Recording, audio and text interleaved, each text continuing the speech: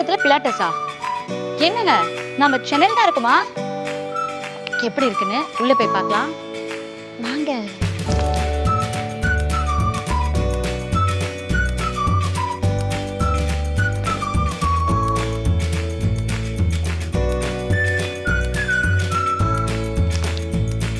Pilatus ஸ்டுடியோன்னு சொன்ன உடனே பேருக்கு 1-2 மிஷின் வச்சு ஏதாவது ஒப்பேத்துவாங்கன்னு பார்த்தேன்.